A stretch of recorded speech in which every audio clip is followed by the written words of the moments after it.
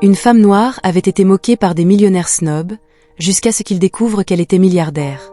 Eris Ellie frottait les sols en marbre, pendant que les élites fortunées riaient au-dessus d'elle.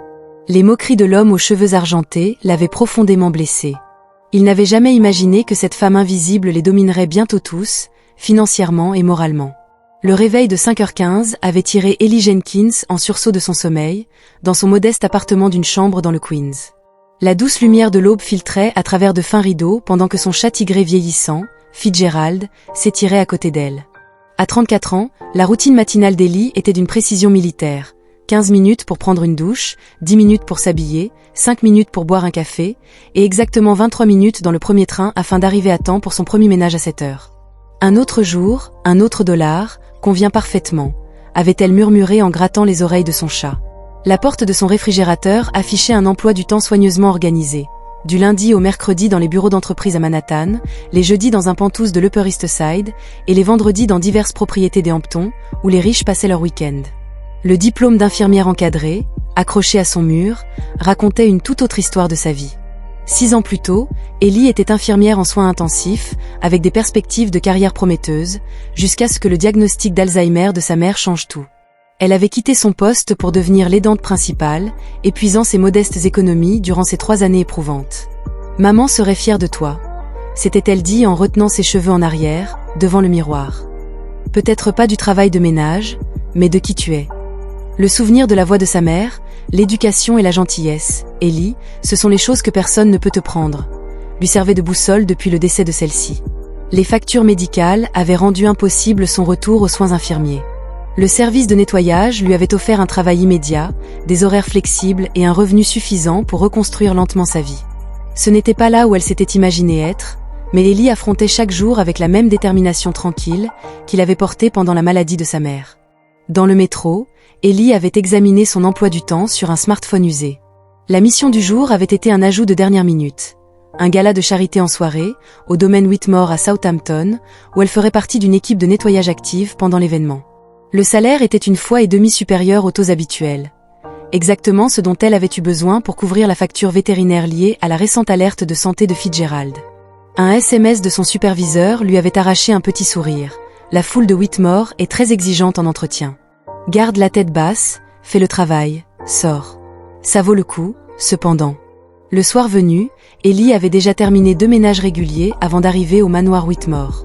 Le domaine tentaculaire se dressait, imposant, au milieu de jardins excessivement manucurés, entourant un manoir de style colonial où le marbre importé et les accents en feuilles d'or étaient aussi courants que la poussière dans son propre appartement. « Tu es assigné aux détails de la salle de bain et à l'entretien du sol », lui avait dit le chef de l'équipe de nettoyage en lui remettant ses fournitures. « Reste invisible, c'est pour ça qu'ils paient. Ces gens ne veulent pas qu'on leur rappelle qui fait briller leur monde. » Ellie avait hoché la tête en enfilant les gants en caoutchouc jaune devenus presque une extension de ses mains. En rassemblant ses produits, elle s'était autorisée un bref instant pour absorber l'opulence autour d'elle. Des fleurs fraîchement coupées qui valaient plus que son loyer mensuel, des œuvres d'art capables de rembourser sa dette restante. Elle n'en voulait pas à ces gens pour leur richesse. Cela demandait une énergie qu'elle ne pouvait pas se permettre. Ce qui la frappait, parfois, était la facilité avec laquelle ils évoluaient dans des lieux comme celui-là, comme si un tel luxe était aussi banal que l'air. « Concentre-toi, Ellie », s'était-elle murmurée. Entrer et sortir, ce n'est qu'une nuit. Elle ne savait pas encore que cette nuit-là serait un tournant décisif dans sa vie. La dernière soirée qu'elle passerait à genoux, invisible aux yeux de ceux qui croyaient que leur richesse les rendait dignes de mépriser les autres. Le gala de charité battait son plein quand Ellie fut appelée pour nettoyer un déversement dans le hall de réception principal. Les lustres en cristal projetaient une lueur chaleureuse sur les invités en tenue de soirée de créateurs, leurs bijoux captant et renvoyant la lumière comme des étoiles en compétition. Ellie s'était déplacée efficacement entre les convives, son uniforme noir et ses yeux baissés, la rendant presque invisible. Jusqu'à ce qu'elle s'agenouille pour nettoyer du champagne renversé près de la cheminée centrale. « Eh bien, qu'avons-nous ici ?» La voix couvrait le bavardage ambiant, volontairement assez forte pour attirer l'attention. Un laveur de sol humain. Ellie avait continué de travailler, espérant que le moment passerait. Ce ne fut pas le cas. Charles Whitmore, l'hôte aux cheveux argentés, vêtu de son costume de velours bleu emblématique, s'était approché. À 68 ans, sa richesse l'avait convaincu depuis longtemps que la cruauté pouvait passer pour de l'esprit. « Regardez cette technique, tout le monde », avait-il annoncé en désignant Ellie avec son verre en cristal. « Fascinant de les observer dans leur habitat naturel. Un cercle s'était formé. Des hommes en smoking sur mesure, des femmes portant des diamants valant plus que ce qu'Ellie gagnerait en 10 ans. Cela ne faisait pas partie de sa description de poste, devenir un divertissement pour l'élite. J'ai compris, monsieur, avait répondu Ellie d'une voix ferme, sans cesser son travail. Vous savez, était intervenue une femme en soie crème, je me demande toujours ce qui leur passe par la tête. Imagine-t-elle un jour ce que ce serait d'être nous? Comment vous appelez-vous, ma chère? Avait demandé Charles d'un ton faussement paternel. Ellie, monsieur. Ellie, avait-il répété, comme s'il examinait un spécimen étrange. Diminutif d'Eleanor, je suppose. Même si je doute que vos parents pensaient à Eleanor Roosevelt. Un rire parcourut le groupe, quelqu'un prit une photo, Ellie tressaillit au flash. Dis-moi Ellie, poursuivit Charles, quelles aspirations occupent tes pensées dans l'exercice de tes fonctions? Rêvais-tu d'épouser un riche, peut-être? Ellie leva enfin les yeux et croisa son regard. Quelque chose dans ses yeux marrons, fixes, fit cligner Charles. Je pensais à bien faire mon travail, monsieur, et à rentrer chez moi retrouver mon chat, répondit-elle. Le cercle éclata de rire. Le sourire théâtral de Charles s'étira sur son visage. Il annonçait avec une telle prévisibilité la vie simple pour la femme simple. Ellie déplaça discrètement son seau vers la section suivante du sol. Ses joues brûlaient malgré son sang-froid apparent. En 3 ans de ménage pour les riches, elle avait appris que l'invisibilité constituait sa meilleure défense. Ce qu'elle ignorait en poursuivant son travail méthodique ce soir-là, c'était que cette invisibilité allait devenir impossible, et que ceux-là même qui se moquaient d'elle se retrouveraient bientôt dans une situation bien différente. 3 années s'écoulèrent comme les saisons, changeant inexorablement, chaque jour se fondant dans le suivant. La vie d'Ellie suivait son rythme familier, bien que la nuit au manoir Whitmore eût laissé une marque invisible sur son esprit. Elle quitta le circuit de nettoyage des Hamptons dès le lendemain de l'incident, se concentrant plutôt sur ses clients habituels à Manhattan, où elle pouvait travailler dans des bureaux vides et des maisons silencieuses, loin de la cruauté ostentatoire de l'élite. Le souvenir du rire de Charles Whitmore refaisait parfois surface, dans des moments calmes, moins vifs, mais toujours présents, telle une vieille douleur avant la pluie. « Tu es trop bien pour ces snobs des Hamptons, de toute façon », déclara son amie Diane lors de leur rencontre mensuelle autour d'un café. Diane, une collègue de ménage qui avait été témoin de cette nuit, était devenue la confidente la plus proche d'Ellie. Ellie sourit faiblement, « Je ne pense plus beaucoup à eux. » Ce n'était pas tout à fait vrai. Il lui arrivait parfois de se demander quelles luttes invisibles se cachaient derrière leur façade parfaite, quel vide devait être comblé par l'humiliation des autres. Son petit appartement restait son sanctuaire. Elle y avait ajouté quelques améliorations modestes. De nouveaux rideaux, un canapé remis à neuf trouvé dans une vente de quartier, une collection de manuels d'infirmières d'occasion qui lui permettait de maintenir ses connaissances malgré son absence du milieu médical. « Tu penses encore à y retourner ?» demanda Diane, remarquant le regard d'Ellie se perdre vers la fenêtre. « Parfois, mais les coups de recertification. » Elle haussa les épaules, un jour, peut-être. Ce soir-là, alors qu'elle montait péniblement les escaliers jusqu'à son 5e étage, chargée de ses courses, Ellie découvrit un avis collé à sa porte. L'immeuble avait été vendu, et le loyer augmenterait de 40% dans les 3 mois. « Parfait, » murmura-t-elle. Fitzgerald se faufila entre ses chevilles lorsqu'elle entra. Son budget était déjà très serré. Ce n'était pas un obstacle sur sa route, c'était une montagne qui venait de surgir à l'horizon. Au cours des semaines suivantes, elle prit des heures supplémentaires, postula à des postes mieux rémunérés, sans jamais parvenir à faire face. Le nouveau loyer serait impossible à payer, à moins de déménager plus loin, ce qui allongerait ses trajets et réduirait encore son sommeil. Debout devant le comptoir de sa cuisine, calculatrice en main, une idée étrange l'envahit. Elle avait survécu à la maladie de sa mère, s'était reconstruite à partir de rien, pour tout recommencer. « On y arrivera, Fitz », dit-elle en caressant son vieux chat. Le changement, c'est juste la manière qu'a la vie d'avancer. Elle ignorait à quel point ce changement serait profond. À 19h13, un mardi, on frappa à sa porte. 3 coups nets résonnèrent dans son petit appartement. Fitzgerald disparut sous le lit, inhabituel pour un chat habituellement indifférent à la visite. À travers le judas, Ellie aperçut un homme dans la soixantaine, vêtu d'un costume sur mesure qui respirait une richesse discrète, bien loin de l'étalage tapageur des Hamptons. « Mademoiselle Eleanor Jenkins ?»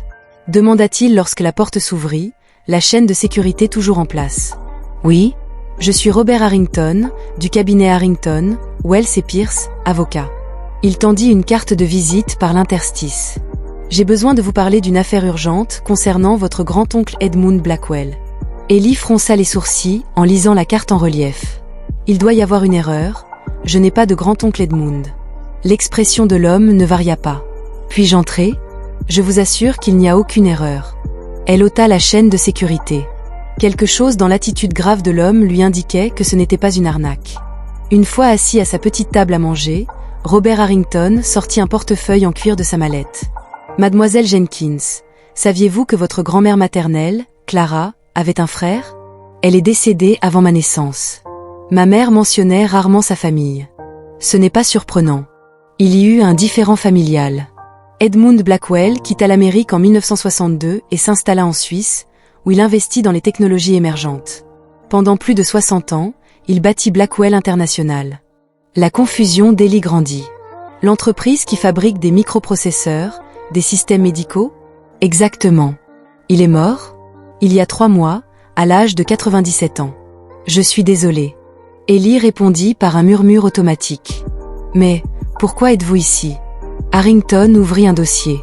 Edmund Blackwell ne s'est jamais marié et n'a pas eu d'enfant. Malgré la rupture familiale, il a suivi de loin les descendants de sa sœur. À sa mort, sa succession est entrée dans un processus de dissolution complexe, conformément à son testament. Après vérification, vous êtes la seule descendante vivante de Clara Blackwell Jenkins. Ellie fixa le document que Harrington glissa sur la table. Les mots juridiques lui tournèrent devant les yeux.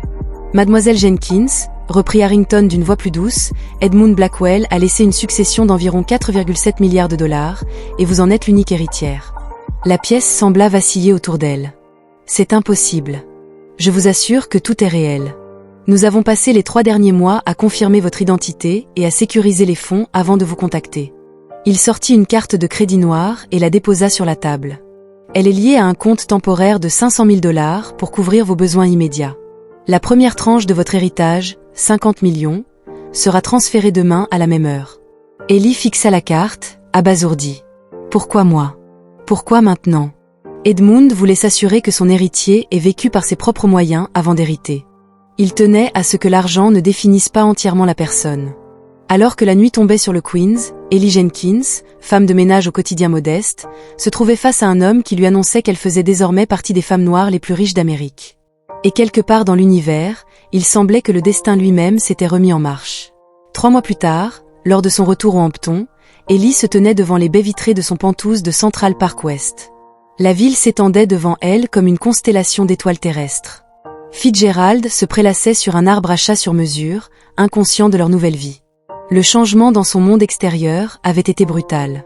Conseillers financiers, gestionnaires immobiliers, assistants personnels, stylistes, tous étaient entrés dans sa vie comme un tourbillon. Pourtant, Ellie avait évolué lentement, avec précaution, comme une plante choisissant sa lumière. La réunion du conseil de la Fondation Blackwell est demain à 10 h, lui rappela Caroline, son assistante, tablette en main. Ils ont hâte de rencontrer l'héritière restée dans l'ombre. Ellie hocha la tête, traçant du doigt la vitre. La Fondation avait été sa première priorité. Un moyen de lutter contre les inégalités en santé, en particulier pour les aidants comme elle. Caroline hésita. L'invitation au gala annuel de charité de Whitmore est arrivée. C'est le même événement que vous aviez mentionné. Ellie se retourna. Son reflet dans la vitre s'était superposé au souvenir d'elle-même à 4 pattes, les gants jaunes contrastant avec le marbre foncé. Oui, celui où elle s'était trouvée, en tant que divertissement. Caroline s'était déplacée, mal à l'aise. Devait-elle refuser? Non, avait doucement dit Ellie. Elle devait accepter. Il était temps, ce soir-là, tandis que son nouveau styliste lui présentait des options pour le gala. Ellie avait pensé à son grand-oncle Edmund, un homme qu'elle n'avait jamais rencontré, mais dont la philosophie résonnait de plus en plus en elle. Sa lettre manuscrite, remise un mois après la visite de Harrington, avait contenu une sagesse inattendue. L'argent ne change pas qui vous êtes, il l'amplifie. Le véritable test du caractère n'est pas de gagner de la richesse, mais de la porter avec grâce. Elle avait été déterminée à réussir ce test. Le service de nettoyage où elle travaillait avait commencé à recevoir des dons anonymes, offrant des prestations de soins de santé à tous les employés. Son ancien propriétaire avait été surpris par un fonds de rénovation pour l'immeuble, garantissant que les locataires comme elle ne seraient pas exclus. La richesse qu'Ellie avait découverte était comme l'eau. Elle pouvait nourrir ou noyer selon la manière dont elle s'écoulait. Celle-ci, s'était-elle dit en choisissant non pas la robe la plus extravagante, mais une robe d'une élégance discrète, avait fait écho à sa dignité inhérente alors qu'elle se préparait à se coucher dans sa nouvelle maison, luxueuse mais volontairement discrète. Ellie avait su que son retour au Hampton ne serait pas une vengeance, mais une manière de se réapproprier son récit, de se tenir dans la plénitude de qui elle était, non seulement une milliardaire, mais une femme qui avait compris à la fois la lutte et la compassion. Le gala Whitmore approchait, et cette fois, elle ne serait pas à genoux à nettoyer le sol.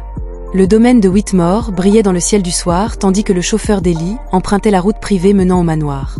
À travers la vitre de la voiture, elle avait observé la même perfection manucurée qu'elle avait autrefois entretenue, maintenant en tant qu'invitée, plutôt qu'en tant que main invisible. « Nous sommes arrivés, Madame Jenkins », avait annoncé son chauffeur en s'arrêtant à l'entrée, où des valets et des uniformes impeccables se tenaient au garde-à-vous. Ellie avait lissé la soie bleu nuit de sa robe. Son élégance subtile était un choix délibéré, pas de diamant tapax en grave-l'œil, pas d'étalage ostentatoire. Juste la confiance tranquille d'une femme qui n'avait plus besoin de prouver sa valeur à quiconque.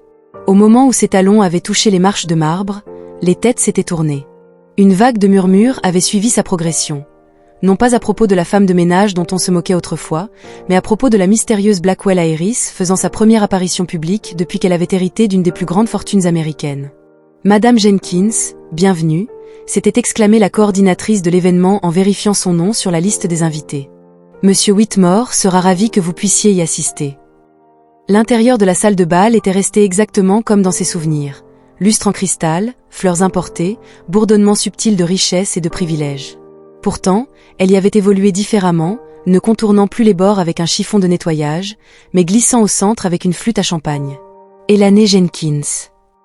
Une voix de femme avait porté une note d'incertitude. Ellie s'était tournée pour trouver Victoria, la femme en soie crème qui s'était jointe aux moqueries de Charles 3 ans plus tôt. La reconnaissance avait traversé le visage de Victoria. Confusion, choc, puis un rapide réajustement. « C'est vous » avait soufflé Victoria.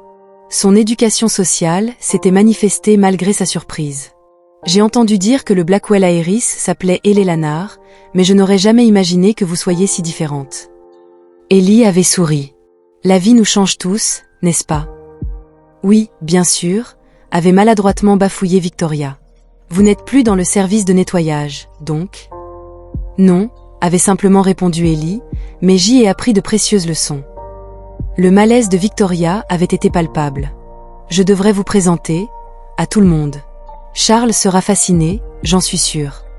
Ellie avait terminé avec une dignité calme qui imprégnait ses mots, tandis que Victoria la guidait à travers la foule. Ellie avait senti des yeux curieux suivre ses pas, les mêmes personnes qu'il avait autrefois ignorées ou méprisées. Maintenant, elle se précipitait pour des présentations, magnétisée par son nouveau statut. Près de la grande cheminée, tenant la cour comme à son habitude, se tenait Charles Whitmore. Ses cheveux argentés et son costume de velours bleu n'avaient pas changé. Un homme sûr de sa position au sommet de la hiérarchie sociale, jusqu'à maintenant. Charles avait appelé Victoria d'une voix artificiellement brillante. « Tu dois absolument rencontrer Elanie Jenkins. C'est la nièce d'Edmund Blackwell, celle dont tout le monde parle. » Charles avait tourné son sourire d'entraînement, se figeant lorsque leurs regards s'étaient croisés. Et dans ce moment époustouflant de reconnaissance, l'équilibre des pouvoirs avait changé irrévocablement. Le temps avait semblé se suspendre tandis que l'expression de Charles Whitmore passait du choc, à l'incrédulité, à l'horreur naissante. « Vous êtes » avait-il commencé, un verre de champagne s'inclinant dangereusement dans sa main. « Ellie » avait-elle dit calmement. « Nous nous sommes déjà rencontrés, monsieur Whitmore, même si j'étais dans une position différente à l'époque. » Son teint pâlissait sous son bronzage. Autour d'eux, les conversations s'étaient calmées. La pièce sentait le drame se dérouler. « Je ne crois pas. » avait-il commencé, puis s'était arrêté. Il avait recalibré. Sa formation sociale s'était déclenchée, forçant un sourire cassant. « Bien sûr. Quelle transformation remarquable. » « Pas vraiment une transformation, » avait corrigé doucement Ellie. « Je suis la même personne que j'ai toujours été. » Le silence s'était élargi, attirant plus de spectateurs dans son orbite. Victoria s'était déplacée, mal à l'aise, à côté d'eux, désespérée de sauver le moment. Charles organise la plus magnifique association caritative, avait-elle lâché. Sa fondation a collecté des millions pour l'éducation des enfants. Oui, avait terminé Ellie, j'ai examiné le travail de la fondation avant d'accepter l'invitation. Des efforts admirables. Charles semblait avoir retrouvé son équilibre. Eh bien, nous faisons tout ce que nous pouvons pour les moins fortunés. Sa condescendance était restée, légèrement atténuée. Le sourire d'Ellie était resté stable. C'est en fait pourquoi je suis venue ce soir. Ma fondation lance une initiative de dignité dans les soins de santé, fournissant un soutien aux travailleurs de la santé à domicile et aux aidants familiaux. J'ai pensé que votre réseau de donateurs pourrait être intéressé. Quelqu'un dans la foule avait murmuré son appréciation. Charles avait cligné des yeux, l'ironie ne lui échappait pas. Ellie avait poursuivi, sa voix portant juste assez pour atteindre ceux qui les entouraient. Il y a 3 ans, je nettoyais ces sols tout en prenant soin de ma mère atteinte d'Alzheimer. Aujourd'hui, j'ai les ressources pour que d'autres ne soient pas seuls face à cette épreuve. Elle avait levé légèrement son verre. Pour voir les gens pour ce qu'ils sont vraiment, pas seulement ce qu'ils font ou ce qu'ils ont. Le toast simple portait le poids d'une vérité profonde qui avait laissé Charles Whitmore sans voix, peut-être pour la première fois de sa vie privilégiée. Alors que la soirée touchait à sa fin, Ellie s'était éloignée du gala. L'air frais de la nuit avait été un soulagement bienvenu après l'atmosphère chargée à l'intérieur. Derrière elle, les conversations bourdonnaient de son histoire, non seulement de richesse acquise, mais de dignité maintenue à travers les épreuves. Charles Whitmore avait passé le reste de la soirée à l'éviter. Son comportement bruyant typique avait été atténué par l'incarnation vivante de ses propres défauts de caractère. En marchant vers la voiture qui l'attendait, Ellie s'était sentie plus légère, non pas par le triomphe sur ceux qui l'avaient humiliée, mais par la réalisation que leur opinion n'avait jamais défini sa valeur. Ni lorsqu'elle nettoyait leur sol, ni maintenant qu'elle pouvait acheter leur maison plusieurs fois. La vraie richesse qu'elle avait découverte ne se mesurait pas en milliards ou en bâtiments. Elle résidait dans le fait de traiter les autres avec respect, quelle que soit leur position. De maintenir la compassion, même lorsqu'on reçoit le pouvoir. Et de se souvenir d'où l'on vient, peu importe la distance parcourue. Le parcours d'Ellie rappelait que la dignité n'était pas déterminée par l'argent, et que le vrai caractère transparaissait dans les moments les plus sombres de la vie. Merci d'avoir regardé, et à la prochaine dans une nouvelle vidéo.